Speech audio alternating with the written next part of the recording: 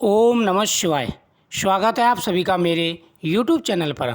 मैं हरिओम शर्मा आज आपको श्रावण मास के 10वें अध्याय का महत्व सुना रहा हूँ।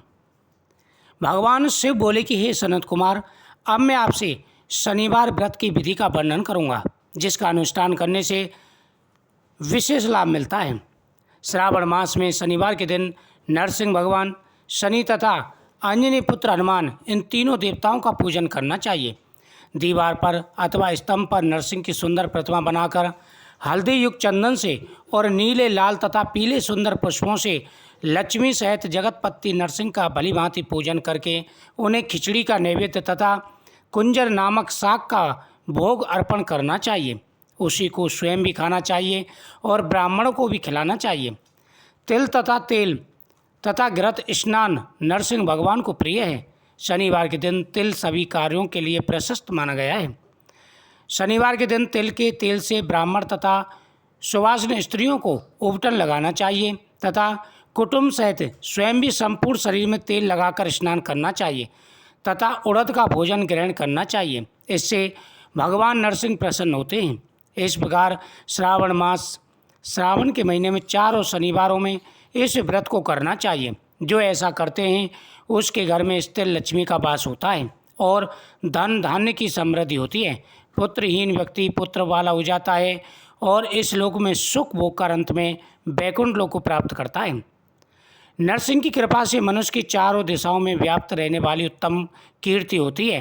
हे सौम्य, मैंने आपसे नरसिंह का यह उत्तम व्रत कहा। हे सनत कुमार, आप शनि की प्रसन्नता के लिए जो करना चाहिए उसे सुनिए। एक लंगड़े ब्राह्मण और उसके अभाव में किसी ब्राह्मण के शरीर में तिल का तेल लगाकर उसे उष्ण जल से स्नान कराना चाहिए और श्रद्धापूर्वक नरसिंह के लिए बताए गए अन्न अर्थात खिचड़ी उसे खिलानी चाहिए। उसके बाद तेल लोहा, काला तिल, काला उड़द, काला कंबल प्रदान करना चाहिए। इसके बाद व्रती यह कहे कि मैंने यह सब शनिदेव की प्रसन्नता के लिए किया है, शनिदेव मुझ पर प्रसन्न हो। उसके बाद तिल के तेल से शनि का अभिषेक करना चाहिए। उनके पूजन में तिल तथा उड़द के अक्षत प्रशस्त माने गए हैं।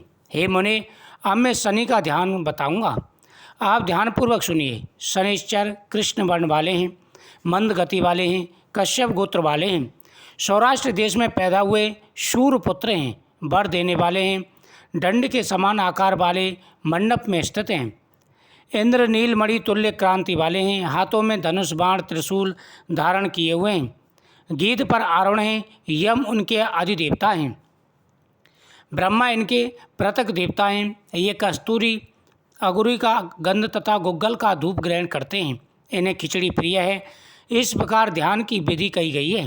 इनके पूजन के लिए लोहमयी सुंदर प्रतिमा बनानी चाहिए।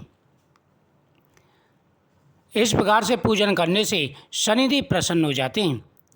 आराधना से संतुष्ट होकर जिन्होंने नष्ट राज्य वाले राजा नील को उनका महान राज्य पुण्य प्रदान दिया था, वे शनिदेव मुझ पर प्रसन्न हो। नील अंजन के समान वर्ण वाले, मंद गति से चलने वाले और छाया देवी तथा सूर्य से उत्पन्न होने वाले उन शनिचर को मैं नमस्कार करता हूँ।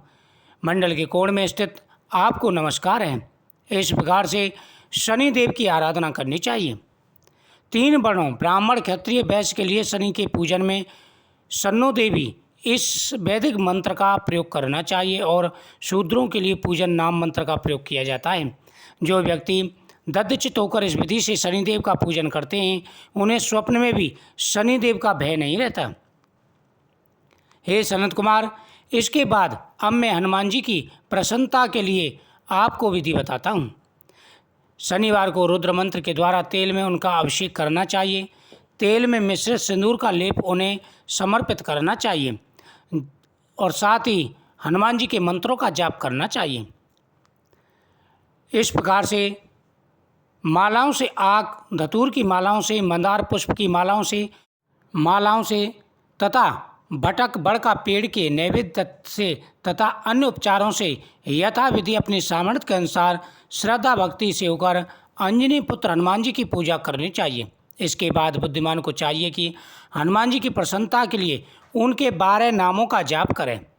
हनुमान, अंजनी सूनु, वायुपुत्र, महाबल, रामेष्ट, फाल्गुन सखा, पिंगाक्ष, अमित विक्रम, उदित क्रमण, सीता शोक विनाशन, लक्ष्मण प्राणदाता और 10 ग्रीव दर्पणः, ये 12 नाम हैं।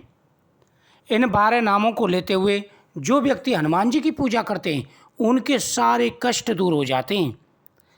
12 नाम एक बार मैं और आपके सामने कहता हूँ, इनको ध्यान से लिख लें। Hanuman, number 2 Anjani Sunu, number 3 Vayuputra, number 4 Mahabal, number 5 Ramesht, number 6 Phalgun Sakha, number 7 Pingaksh, number 8 Amit Vikram, number 9 Uditikraman, number 10 Sita Shok Vinashak, number 11 Lakshman प्राणदाता और नंबर 12 10 ग्रीव दर्पणः। ये 12 नाम हैं हनुमान जी के। जो मनुष्य प्रातःकाल उठकर इन 12 नामों को पढ़ता है उसका अमंगल कभी नहीं होता और उसे सभी संप्रदा सुदल प्राप्त हो जाती हैं।